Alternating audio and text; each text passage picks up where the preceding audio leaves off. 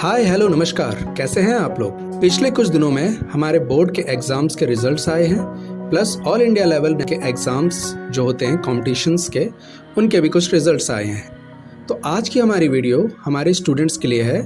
उनकी एक बहुत ही बेसिक प्रॉब्लम, स्टडी पे फोकस कैसे करें, इसके ऊपर है।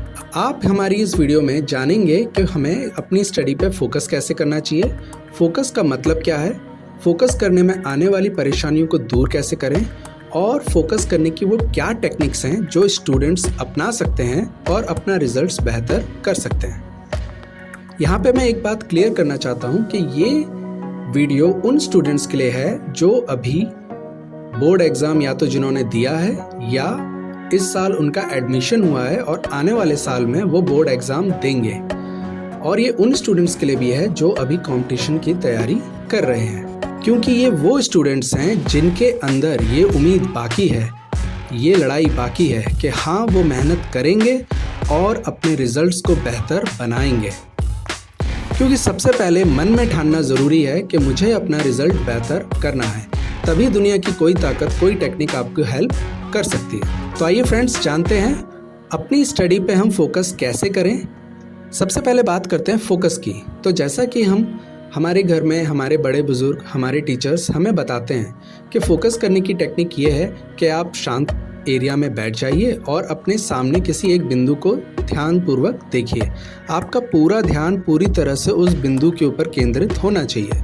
इस टेक्निक में बिंदु की जगह कैंडल को लिया जाता है या दीपक रख लिया जाता है, या चेयर पे बैठ के सामने दीवार पे एक पॉइंट बना दिया जाता है जिसकी ओर लगातार हम देखते हैं।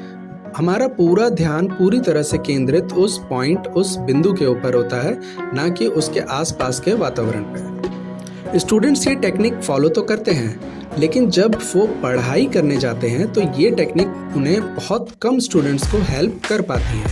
उसके लिए कुछ प्रॉब्लम्स उन्हें आती हैं। वो प्रॉब्लम्स क्या हैं? जैसे कि घर का माहौल, जैसा कि अभी है, रिजल्ट्स आए हुए हैं और इंटरनेट पे मीम्स की लड़ी लगी हुई है।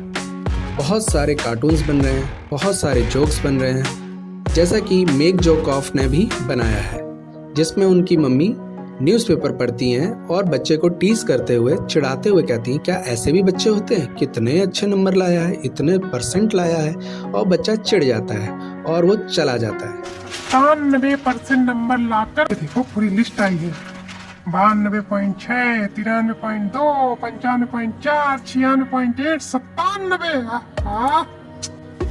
ये भी बच्चे हैं क्या? ऐसे भी बच्चे होते हैं? पढ़ा तुमको कहाँ टाइम ही कहाँ पेपर पढ़ने का? बिजी हो गए तुम तो, बिजी रहो। क्या? कुछ ऐसा ही माहौल हमारे घर में भी बना हुआ है।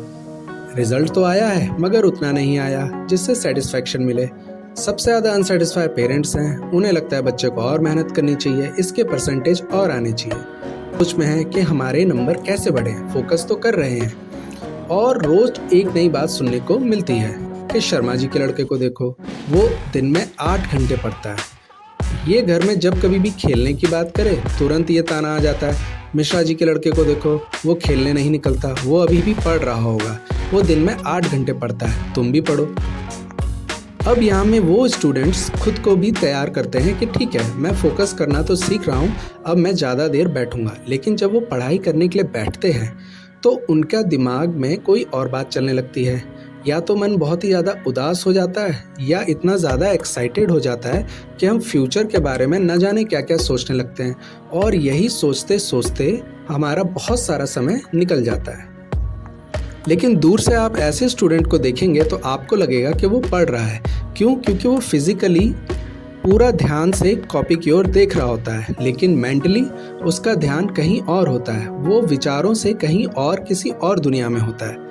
और ये प्रॉब्लम्स स्टूडेंट्स अच्छे से समझते हैं, इसलिए वो ये बात को जानते हैं कि हम ज़्यादा देर बैठें तो भी हम फोकस नहीं कर पा रहे, हम कंसंट्रेट नहीं कर पा रहे। ये एक प्रॉब्लम बहुत आम तौर पे स्टूडेंट्स को देखने को मिलती है। तो इस तरह की प्रॉब्लम्स बहुत आम हैं, आपको परेशान और निराश होने की ज़रूरत नहीं है। इसके लिए हमारे यहाँ कई सारी टेक्निक्स और मेथड्स दिए हैं, जिनमें से जो सबसे ज़्यादा लाभकारी और बेनिफिशियल मेथड है, हम उस मेथड और टेक्निक की बात आज करेंगे।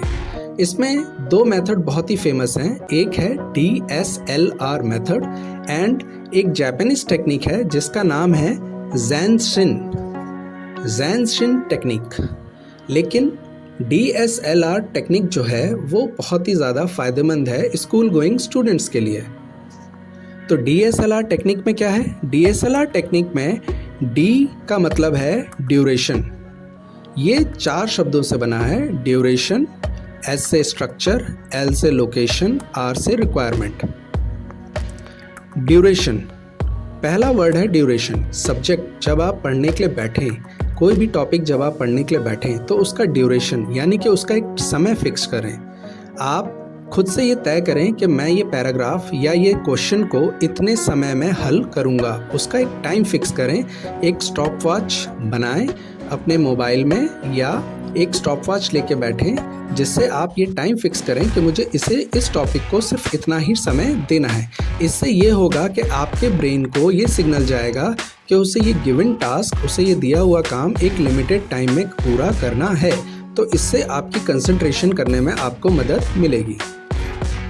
सेकंड है स्ट्रक्चर ऑफ स्टडी, यानी कि आपको एक खुद से कुछ नियम बनाने होंगे कि मेरे स्टडी के टाइम में ना ही मैं किसी से बात करूंगा, ना ही मैं फ़ोन उठाऊंगा, ना ही मैं कहीं और जाऊंगा। यानी कि मैं एक बार बैठ गया पढ़ने के लिए तो अब मेरा पूरा का पूरा वो समय मेरी पढ़ाई के लिए है। फिर चाहे मुझे छत पे जाना हो या दूसरे कमरे में जाना हो या किचन में कुछ खाने जाना हो, मैं ऐसी कोई भी हरकत नहीं करूंगा। मैं कंप्लीटली डेडिकेट होके यहाँ बैठ जाऊंगा। ये एक सेंस ऑफ रेस्पॉन्सिबिलिटी आपको खुद से अपने अंदर लानी होगी। तीसरा है L फॉर लोकेशन। आपको अपने स्टडी के लिए एक लोकेशन तय करनी होगी कि आपको एक एरिया बनाना होगा अपने कमरे में या एक ऐसी जगह तलाशनी होगी जहाँ पे वो स्पेसिफिकली आप अपनी पढ़ाई करेंगे। इससे ब्रेन को ये सिग्नल जाएगा, वो जब भी आप उस जगह पे बैठेंगे तो ब्रेन को ये सिग्नल जाएगा कि हम यहाँ पे पढ़ाई के लिए बैठे हैं, तो वो और कंसंट्रेट हो जाता है। तो अपनी एक जगह फिक्स करें, एक टेबल चेयर फिक्स करें या एक बैठने का एरिया फिक्स करें कि मुझे यहाँ बैठ के सिर्फ पढ़ाई करनी है और मैं यहाँ पे कोई और अदर एक्टिविटी नहीं करूँगा। एंड थर्ड है R फॉर रिक्वायरमेंट मतलब मैं जब पढ़ने के लिए बैठा हूँ तो मुझे उस समय जिन जिन चीज़ों की आवश्यकता पड़ेगी मैं उन्हें साथ लेके बैठूँगा। जैसे कि मुझे जो भी pen, pencil, scale, rough copy या और कुछ ऑनलाइन प्रोग्राम्स जो मुझे चाहिए हैं या कुछ एडिशनल किताबें जो मुझे चाहिए हैं उन्हें मैं अपने पास रख के बैठूँगा। तो ये है DSLR technique and DSLR method, जिसके ज़रिए आप अपनी कंसंट्रेशन, आप अपनी पढ़ाई के प्रति फोकस को बढ़ा सकते हैं। अब बात करते हैं इस मेथड, इस टेक्निक को अप्लाई करने के लिए और किन चीज़ों की आपको आवश्यकता पड़ेगी। आपको एक मजबूत इरादे की। आपको खुद को सेल्फ मोटिवेट करना है यह बोल के कि मुझे आने वाले एग्जाम्स में और बेटर परफॉर्म करना है। इसके लिए सबसे ज़्यादा ज़रूरी है कि आपका गोल डिसाइड हो। तो आपको उसके लिए कुछ छोटे छोटे गोल्स बनाने हैं, कुछ छोटे स्मॉल टास्क तय करने हैं खुद के लिए। ये आप खुद से बनाएंगे जिनको आप एक समय रहते टाइम मैनेज करके कंप्लीट करेंगे।